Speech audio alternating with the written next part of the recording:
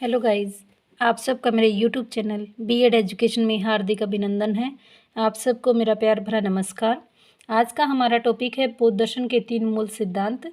हमने first video में किया था बौद्ध दर्शन के यानी पिटकों के बारे में, और हमारे 4 आर्य सत्य हैं उनके बारे में, अष्टांग के बारे में और त्रिशिक्षा के बारे में हमने वर्णन किया था। आज हम बौद्ध दर्शन के 3 मूल सिद्धांत के बारे में बात करते हैं। एक है अनिश्वरवाद, दूसरा अनात्मकवाद या नैरात्मकवाद और क्षणिकवाद। कि अनिश्वरवाद की अगर हम बात करते हैं तो ये बुद्ध ईश्वर की सत्ता को नहीं मानते हैं, ये प्रभुत्व को महत्व नहीं देते हैं।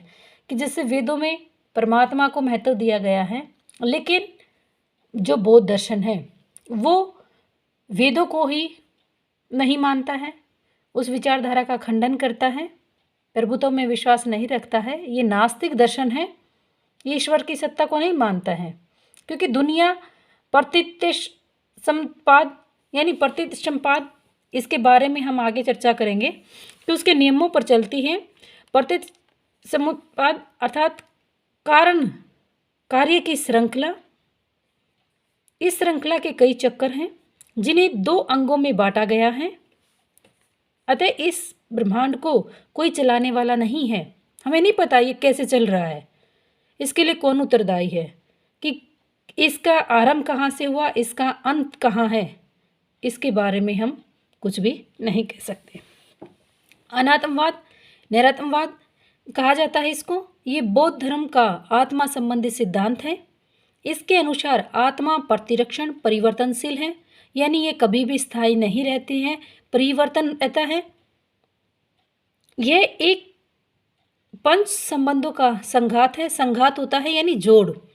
कि अनात्मवाद का शाब्दिक अर्थ है आत्मा का अस्तित्व न होना, चूँकि बौद्ध धर्म में आत्मा को परिवर्तनशील माना गया है। कि जबकि बौद्ध धर्म में आत्मा को अजर अमर की संज्ञा है वो दी गई है वेद अंत में, और जबकि बौद्ध धर्म है वो इसको महत्व नहीं देता है, वो इसके विपरीत है। शाश्वत नित्य स्थायी अजर अमर आदि हैं, समाप्त होते हैं। लेकिन इस रूप में बौद्ध दर्शन में आत्मा संबंधित सिद्धांत को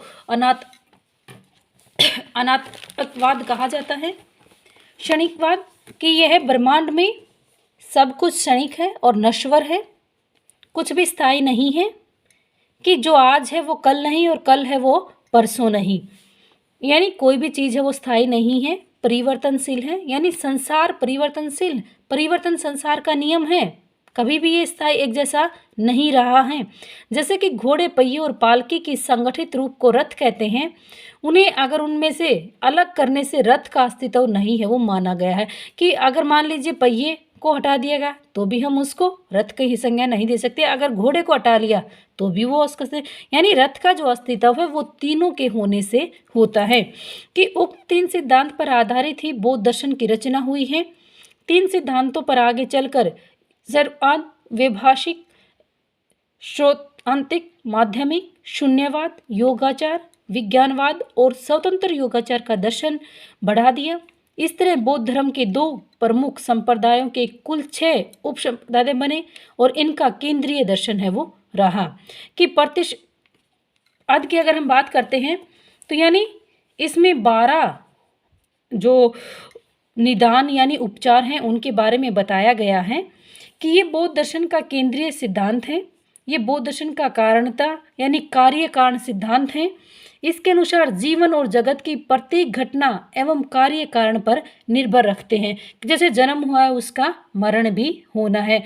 कि जैसे कोई चीज़ पैदा हुई है यानी उसका नष्ट होना भी आवश्यक है, यानी घटना और कार्य पर निर्भर करते हैं।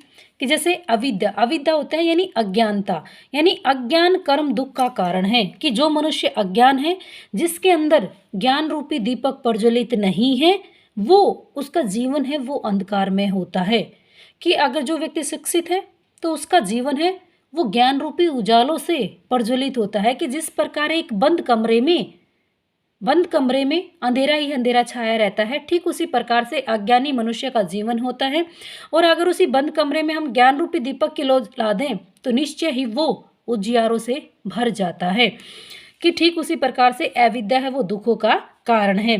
कि संस्कार विज्ञान चेतना यानी इसको जन्म भी कहा गया है। नाम यानी आत्मा बनती है।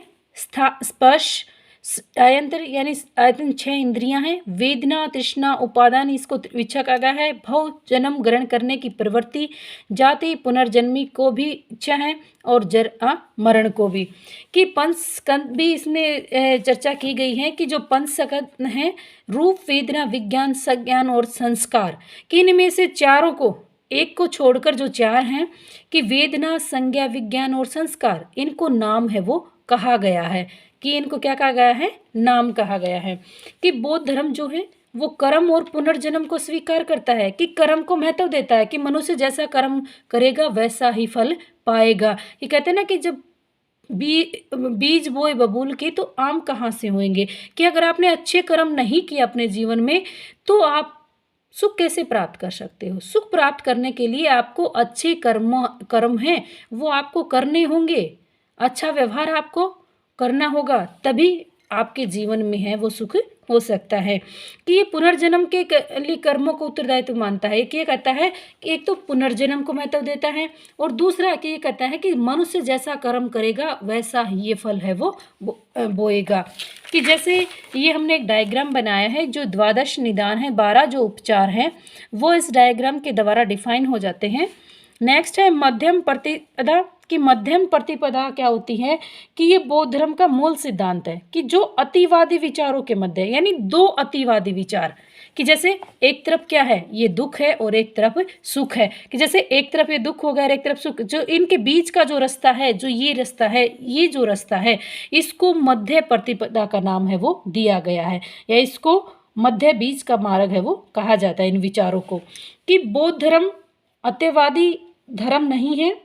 जैसे उदाहरण के लिए अगर हम बात करते हैं कि जीवन में अत्यधिक दुख भी ना हो और अत्यधिक सुख भी है वो नहीं होने चाहिए। Thank you guys. प्लीज़ मेरे चैनल को लाइक करना शेयर करना व सब्सक्राइब करना। एक बार दोबारा से आप नोट्स है वो देख सकते हो ताकि अच्छी प्रकार से आप पढ़ सको।